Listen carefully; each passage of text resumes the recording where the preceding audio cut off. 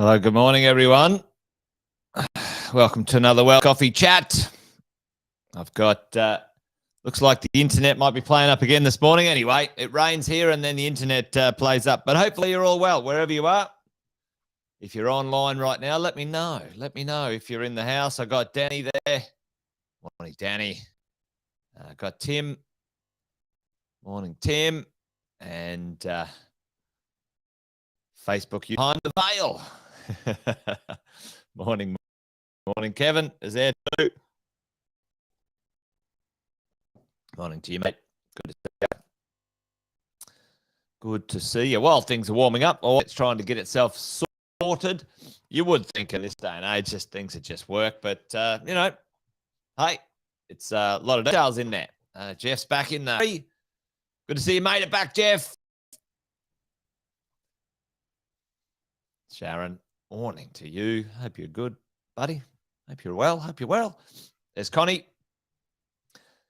Oh, yeah, well, I just got a message. It says the internet's been restored here. There you go. Anyway, we should be back on track. Fantastic.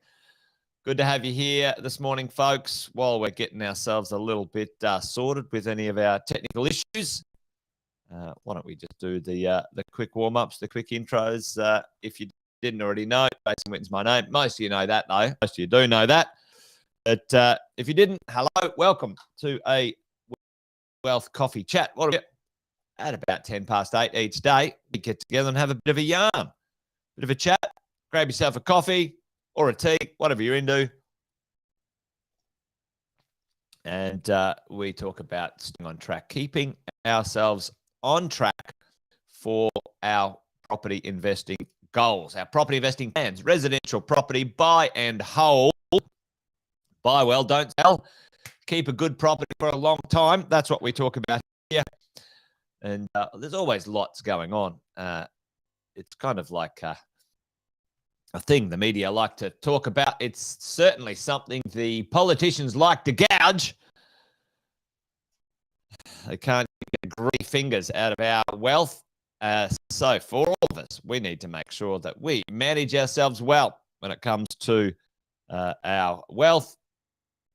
And we need to make sure we stay on track. So there you go. All right. That's what it's all about. If you're new, welcome. Thank you. Good to have you here. Let us know where you're coming in from. So today I thought we would talk about something that's interesting, a 25% gap. Anyone want to have a guess? If you're online and you can still hear me, because the internet's still playing up here. If you're there and you can hear me, tell me, what do you reckon? Morning, Justin. What gap? What is this gap? This 25% gap and growing, and the distance 25 to 50K and growing, that distance growing. What do you think I'm talking about when it comes to these things this morning? Have a guess in the chat. Chuck it in the chat. See if you think you might know while I get myself organized here.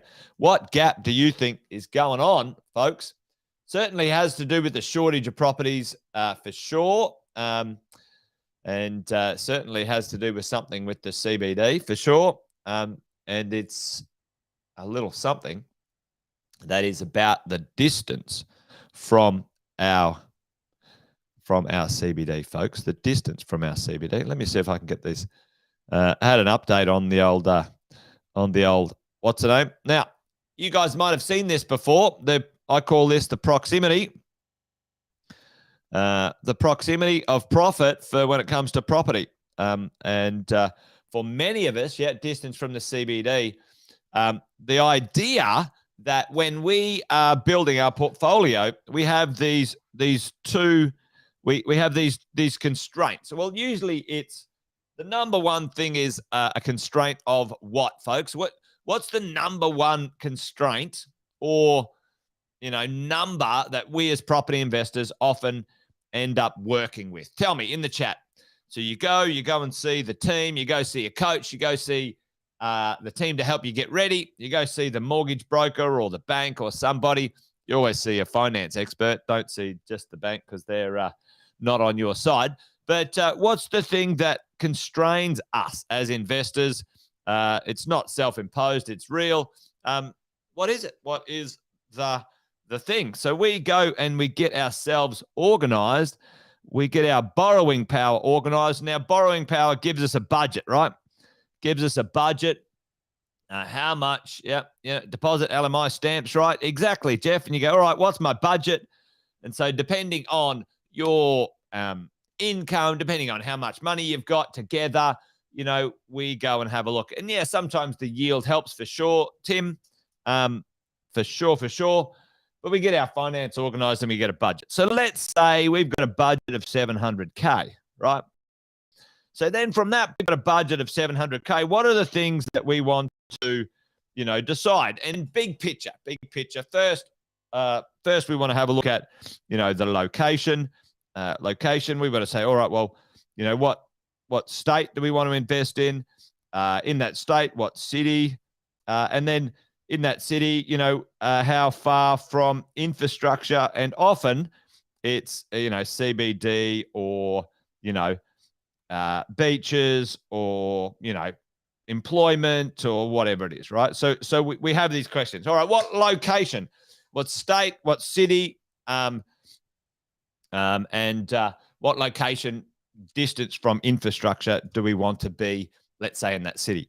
And then after we sort of, we've got our budget, folks, and we've got our location, then what do we choose? We go, I would like to buy a house, a townhouse, or a unit, right? So it's kind of those three, right? We've got three choices and we've got to tick the box in the location. So 1, we get our budget done. 2, we choose our location. And 3, we choose the type of property that we want to buy. And sometimes the type of property might be based on a strategy. It might be based on, yield. It might be based on, capital growth. There's a few things, but this is kind of a big picture and you can tune it up, right? Tune it up. So what are we talking about? Jason? We're talking about this idea, folks, that is, if we are, let's call this 0 to 5 from the CBD, 5 to, let's say 5 to 15, and then 15 to, 35K, what does it look like? This is the distance from, let's say, I'm just going to use the CBD here. We've got a 700,000 budget. Let's go and have a look at, what we can buy. What can we do in that area, that location, that place? And let's just go through the 3 big eastern state cities. All right, tell me, can you buy a house, folks? Can you buy a house? Play along with me. And we'll do Sydney. Well, this can be Sydney. What distance from the CBD do we? So can you buy a house for 700K, folks, for Sydney? What are you going to get? Where do you got to be? How far away from the city do you have to go to get a house for 700K? Can you get a house for $700,000 in Sydney, folks? I don't know. I don't know about you. I haven't shopped around for a house for a while in Sydney myself, but I think the answer is no. Well, depends on how far you go away, right? Where do you have to go? You'd have to be in Newcastle. Yeah, I reckon Doll's house. Yeah. So let's just say Newcastle. 100K. Folks, it's not even in the same town. You can't get one for 700K. This is Sydney, right? We're going to talk Sydney right here. So, what do you get for 700K? How far away from the city? Maybe, let's just say maybe you can get a bed sit. Let's say just, it's not even a one bed. Let's just go one bed if you're lucky for 700K. A townhouse, so this unit, a townhouse, you might be able to get one in Sydney, and I reckon you're certainly going to be 35 to 50K away, right? So, like, that distance, folks, for Sydney is, 30 to 50K, right? And in here, I don't even know if you're going to get you might get a one bed up, 5-8K from the CBD in Sydney. You might. Maybe tell me if I haven't looked for one bedders in Sydney personally myself for a little while, right? So let's have a look at another town, right? So you go, all right, well, let's have a look at Melbourne, right? Melbourne, Vic, Melbs. Let's have a look at the distance for Melbourne. Now, will you get something for 700K, a good unit in Melbourne? Yeah, you will. You'll get something. You'll certainly get a one bedder.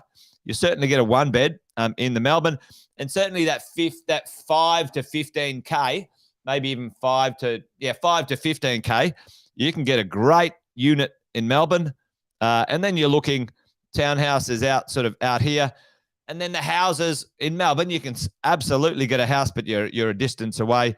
You're out that 35, you're that 35, 50K away from Melbourne, right?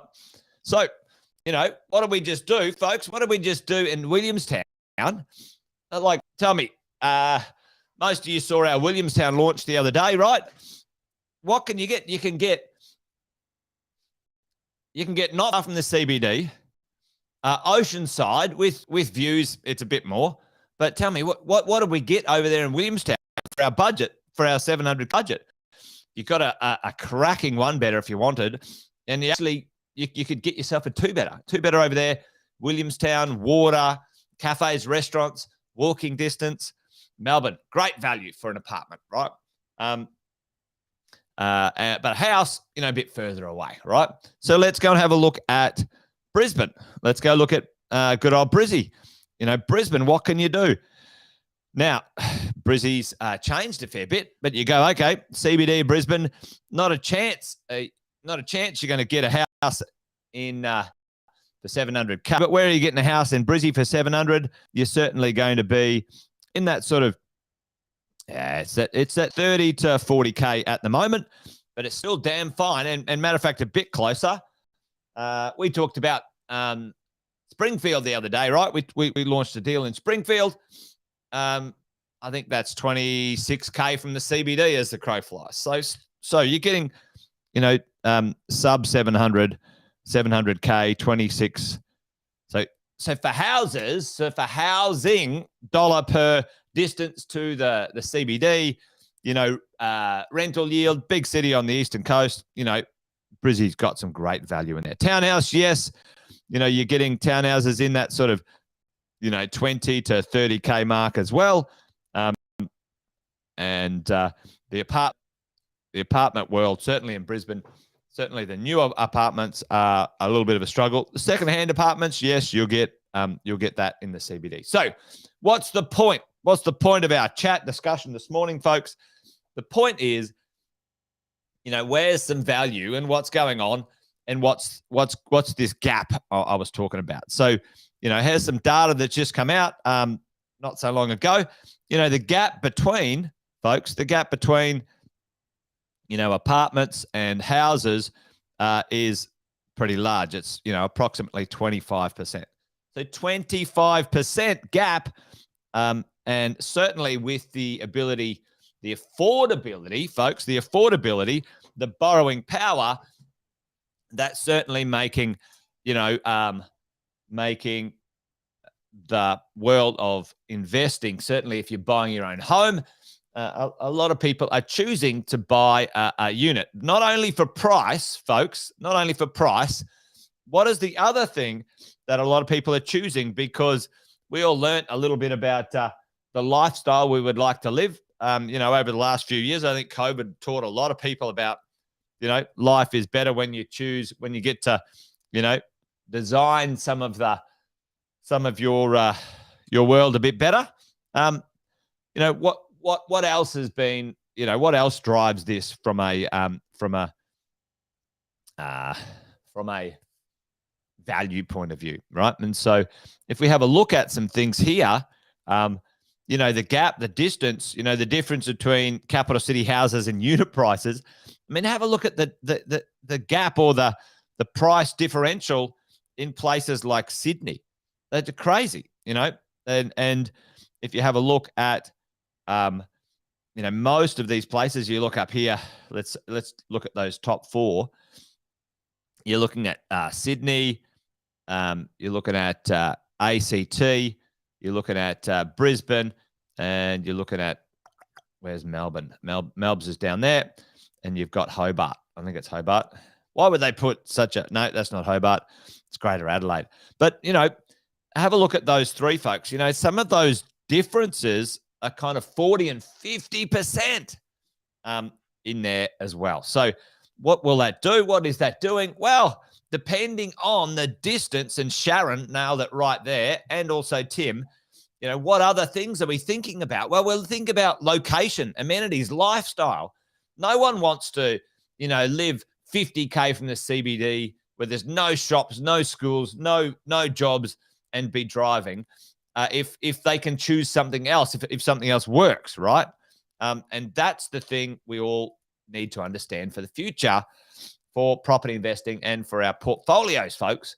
Yeah, exactly. Walk to the gym, those sorts of things. Now, the challenge, here's the challenge. Check out this, the land value. So, here's some of the other things that are going on too in the marketplace.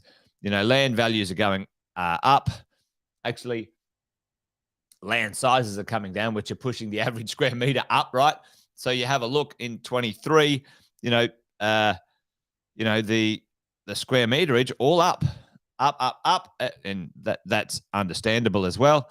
But here's the big one, and this is part of the conversation today, is if you have a look at this 25 kilometer, this is the approvals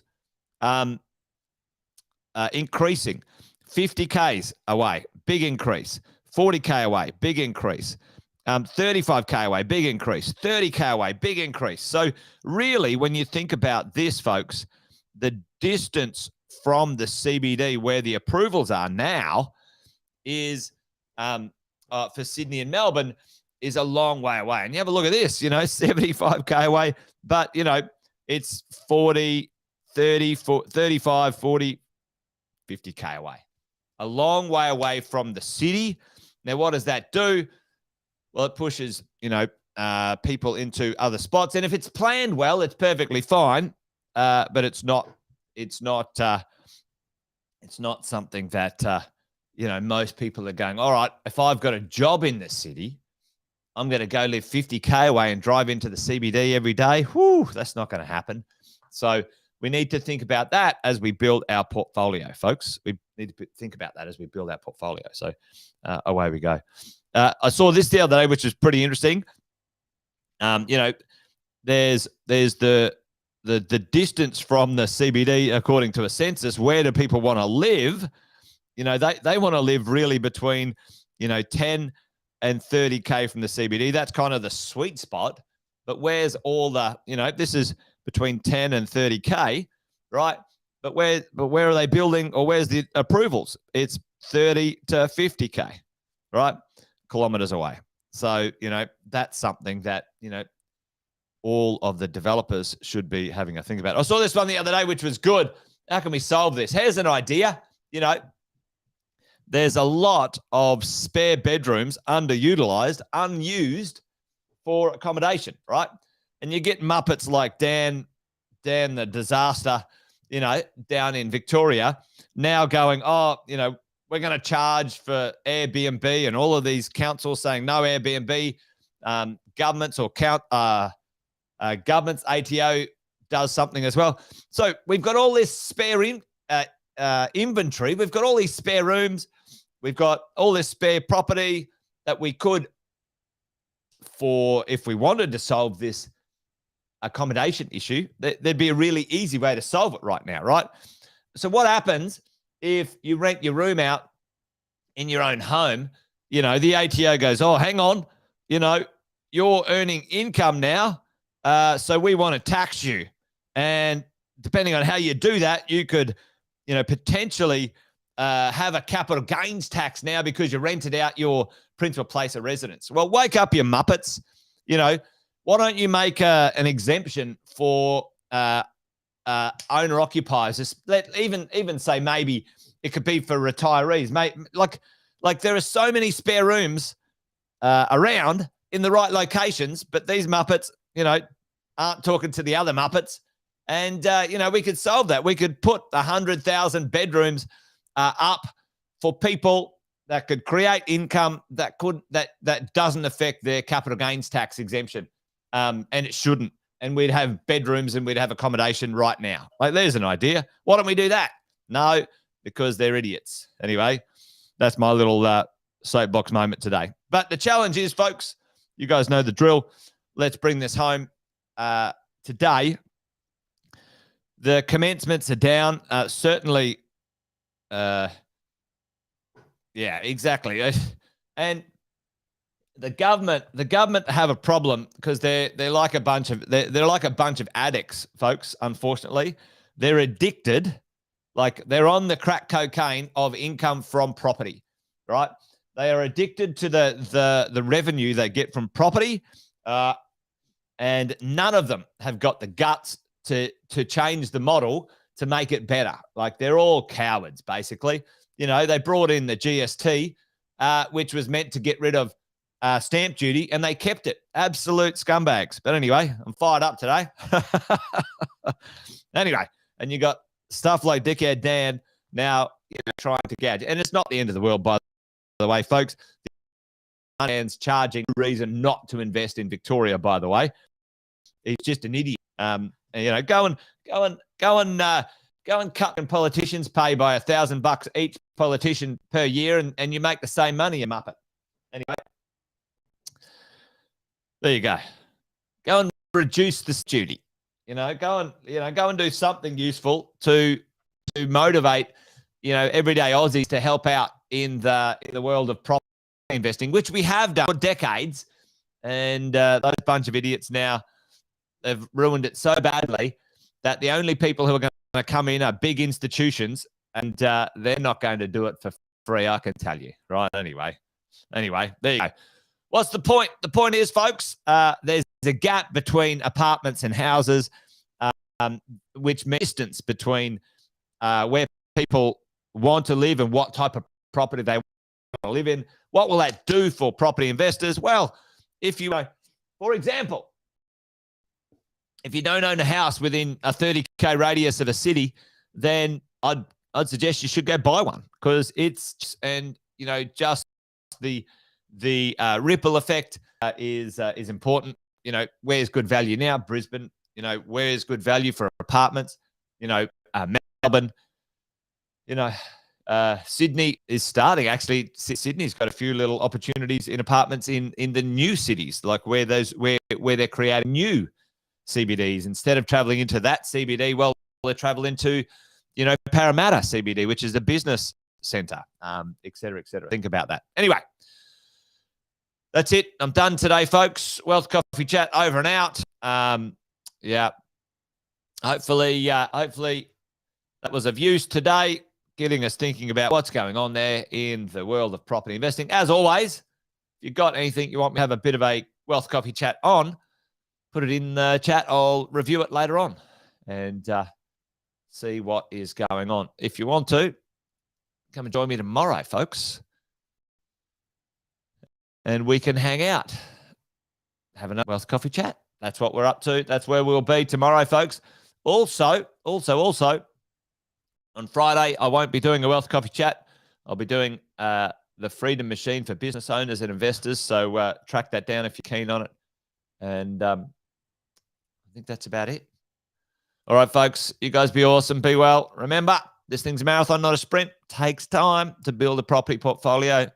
Don't get distracted with shiny object syndrome. All right, that's it. Stop rabbiting on, Jason. You're done. See you, folks. Have a good one. Bye for now.